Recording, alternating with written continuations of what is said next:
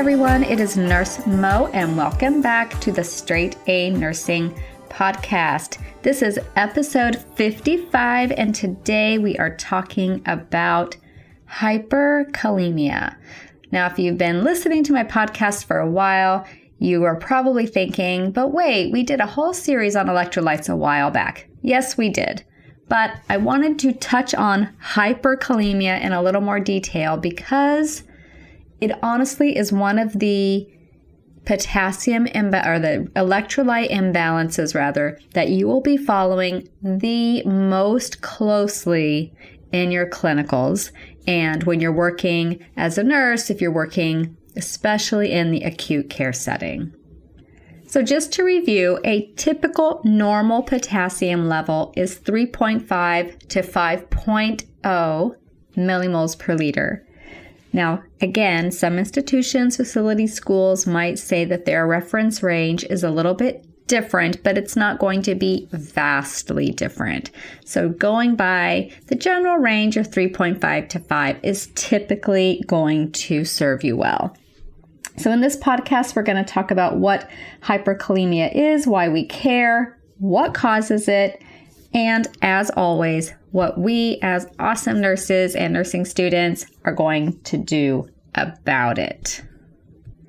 So hyperkalemia is defined as any potassium level above that normal range. So technically, it's any level above that 5.0 or whatever your institution, hospital, school says is the normal range.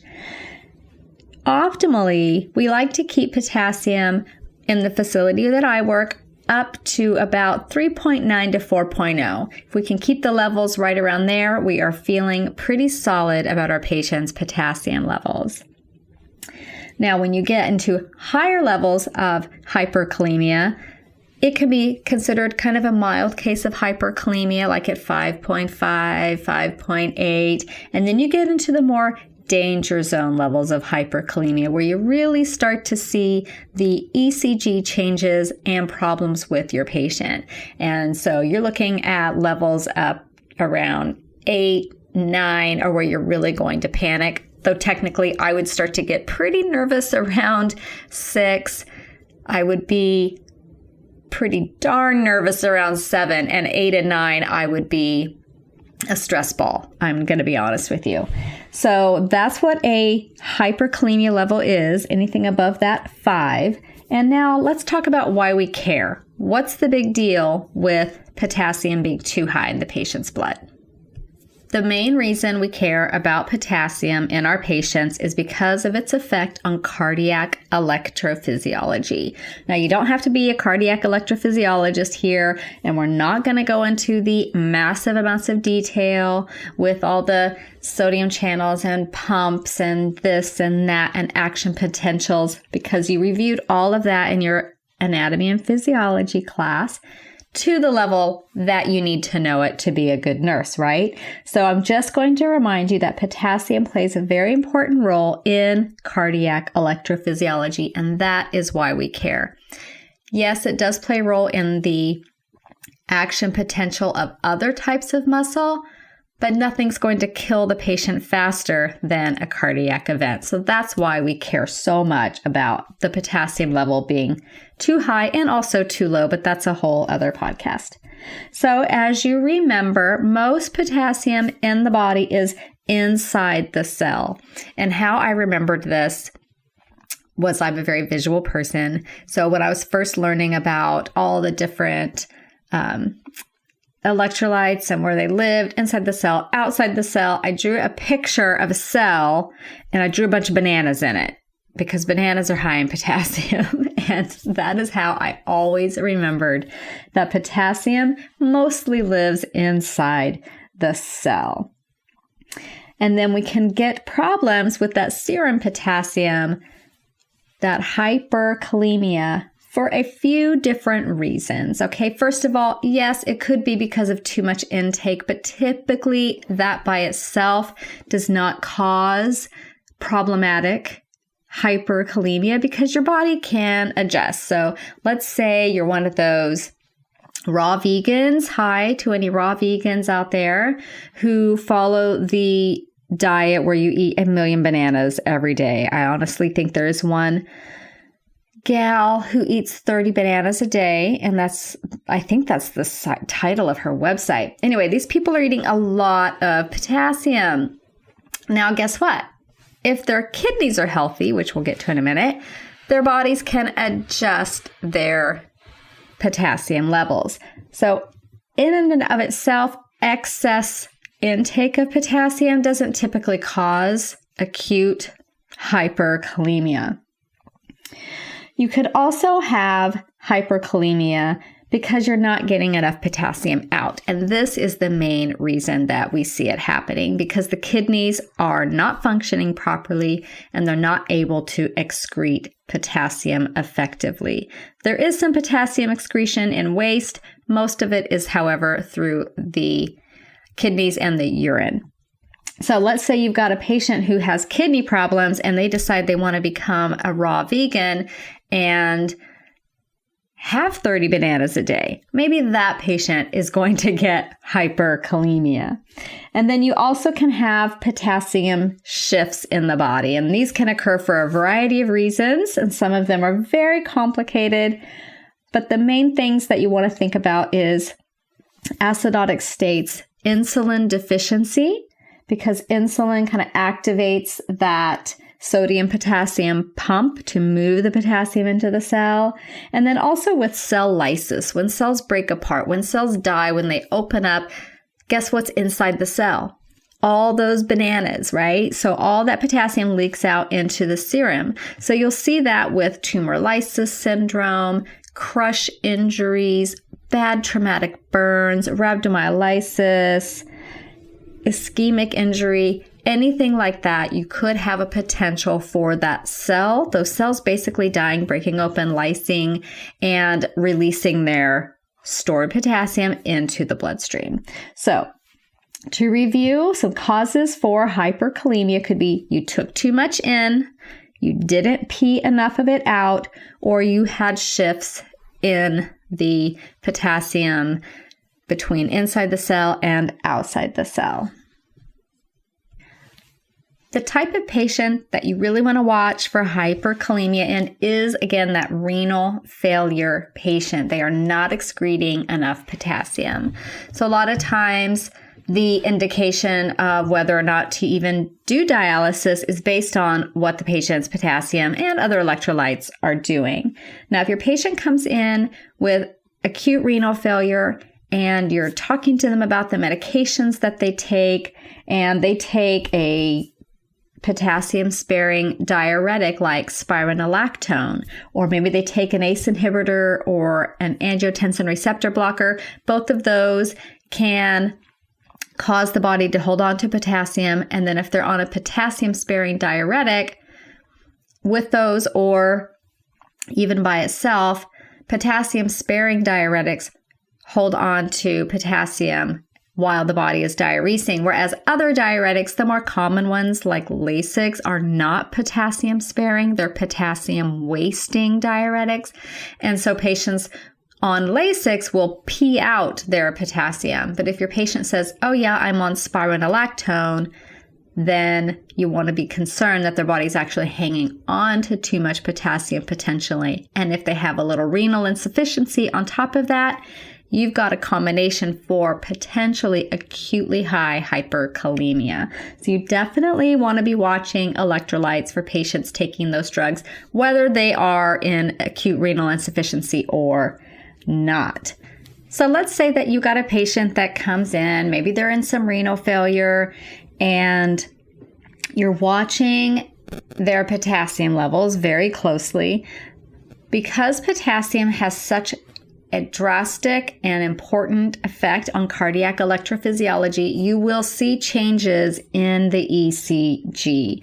So typically the first thing that you'll be able to notice looking at the ECG tracing are peaked T waves, tall peaked T waves. And if you guys haven't taken your electrophysiology component yet, don't worry about it.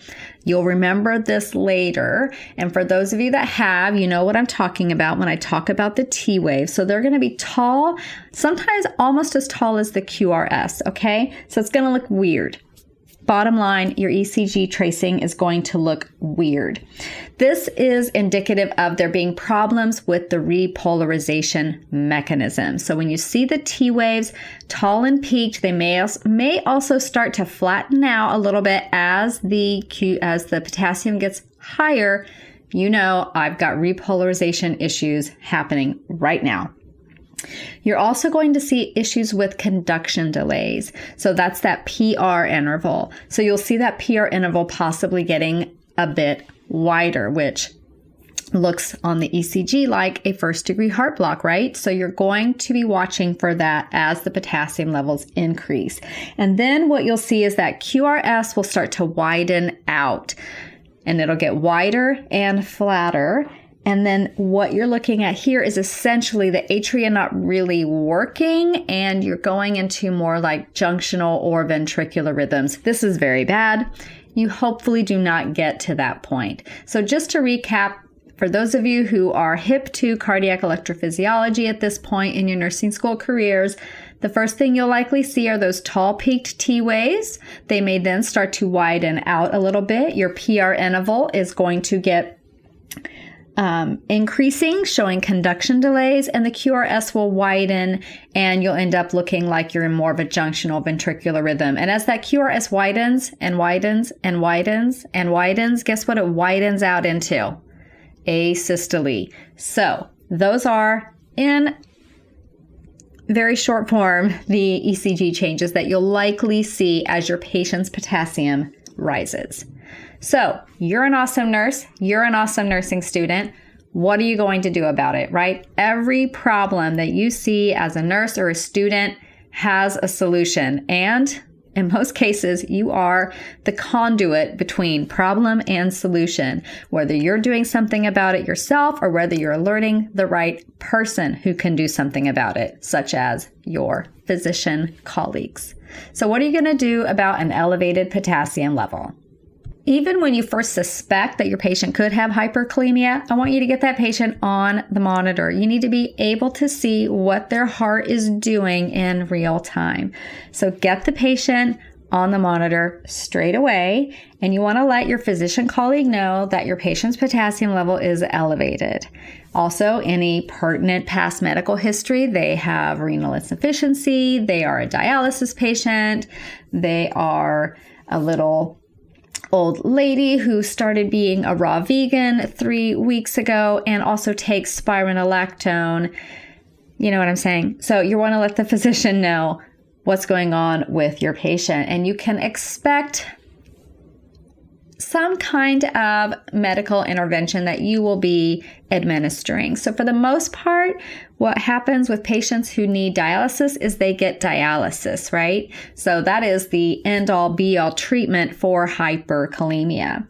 Now, if the hyperkalemia can be treated in the interim, maybe you got to do something while you're waiting for dialysis to get set up. The doctor may order what's called a hyperkalemia cocktail. And if you hear the word cocktail in your medical career, in your nursing career, we're not talking about margaritas, though that sounds great a lot of the time. We're talking about a combo of drugs that are often used together to produce a desired effect. So the hyperkalemia cocktail kind of varies institution by institution, but what you are likely to see ordered by the physician is some calcium.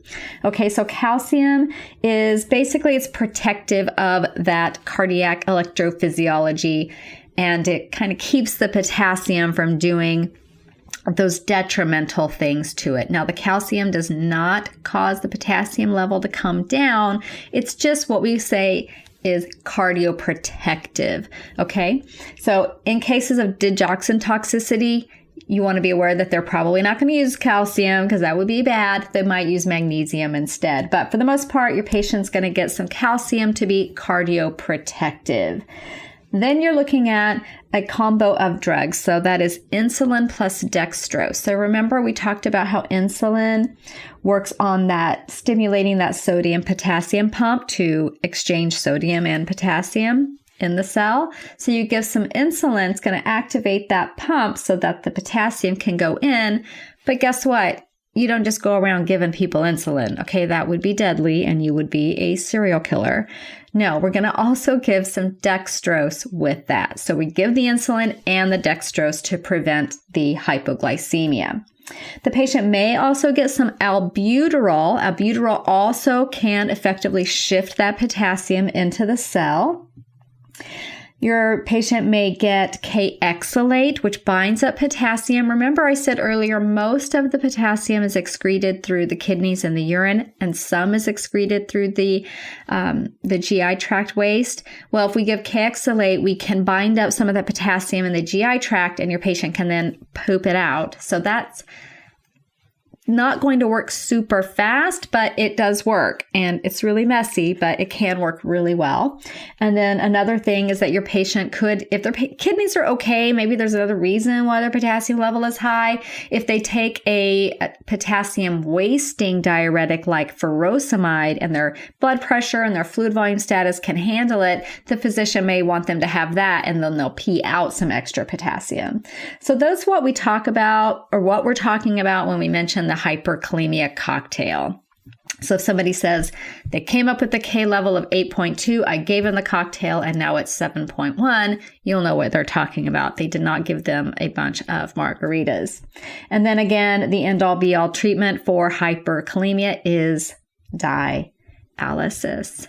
So from this short, sweet hyperkalemia episode, the takeaway I want you to get is I want you to have a high degree of suspicion for hyperkalemia in your patients who have renal failure, in the presence of taking some, some of those drugs like the spironolactone or the ACE inhibitors.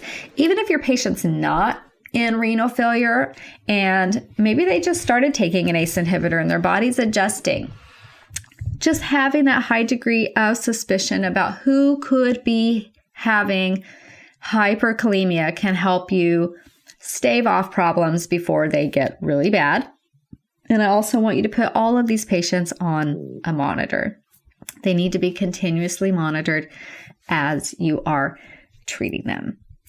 And if you have to intubate a patient who is hyperkalemic, let's say they start to go downhill. Maybe they're a renal failure patient and they are so fluid overloaded and the dialysis nurse is stuck in a snowstorm on the East Coast and won't be there for hours. And so you've got to do something about it. And your patient has now so fluid overloaded that they can't breathe and they need to be intubated. I don't know if this scenario would ever happen. I'm just throwing it out there. Do not give succinylcholine with hyperkalemia or even a potassium that's borderline high, because it can cause a transient hyperkalemia. And if that happens and it kind of pushes your patient over the edge while you're intubating your patient, now you're coating a patient with hyperkalemia. So this little tidbit there for you. Succinylcholine causes a transient hyperkalemia. So anyway, you guys are going to take great care of your patients with renal insufficiency. You're going to take great care of your patients who come in with mild or even acute hyperkalemia. And now is the time in the podcast where I tell you what's going on over here at Straight A Nursing, what's going on with me. So graduate school picked up again this end of January. And I'm taking 3 classes because I'm a crazy person and working full time and doing the podcast and doing the website and doing the nursing student planners. And wow. So when I talk about it, it sounds really intense, right? So I'm really going to try to stay on top of the podcast and the website as much as I can. I do love hearing from you guys. So when I am exhausted and depleted from working so much, it really helps to get a nice email from you. Totally love that. So that's what's going on over here. I'm taking advanced pharmacology. I'm taking advanced pathophysiology. I expect to be super smart after these classes. And then I'm taking a theory class on how to teach nursing students, basically. So maybe I'll get really good at all this teaching stuff after this semester. So I'm very excited about all the things I'm going to learn. I'm also very panicked about how busy I'm going to be. And I really don't know if I'm going to get to go up to the mountains and go skiing, if at all. So that kind of makes me sad. For those of you who have been emailing me and Instagramming me and Facebooking me and Etsy shop messaging me that you missed getting the printed planner and asking when we are restocking. So we only do the printed planners in one print run per launch because it takes so long to create them that by the time we got them created, you'd be well into 2019 and you'd be like, why am I going to buy this planner? It's already March. So we try to anticipate how many people we will have demand for the planners, and then we always sell out. So we're always increasing our supply, which is great. After we sell out of the printed ones, we do have it available for now as a digital file so that you can print it yourself, or I also send instructions for an online printer that does a pretty darn good job for a very good price. So you could have it printed and coil bound by them. But the next version is for the July to June. So it's more like the academic year. And that pre-sales launch in March. So watch for pre-sales events coming up in March. And then they'll be shipped in April when we get them back from the printer. So if you want to be hip to the pre-sales and the launches, then go to straightanursingstudent.com. There are multiple places on that website to sign up for the email list. There's a bar across the top. I think there's a cute pop-up that you can totally ignore if you're not into pop-ups. And then there's always on the right sidebar, I am revamping the website. So in a few months, none of this may be accurate, but I will have plenty of places for you to sign up for email updates if that's what you desire. So get out there. I know you guys, if you're watching or listening to this podcast as it's released, you're probably in the throes of the beginning part of your semester. I hope you're doing well. If dosage calculations are giving you problems, I invite you to check out my dosage calculations course. And I will link to that, or you can just go to straightanursingstudent.com and the tab for boot camp has it listed. So that is all I have for you guys today. Thank you so much for spending your valuable time with me. I very much appreciate it. I miss talking to you every week. Hopefully I can get back to that if I'm extremely disciplined and somewhat sleep deprived. Have a great day, study hard, and be safe out there.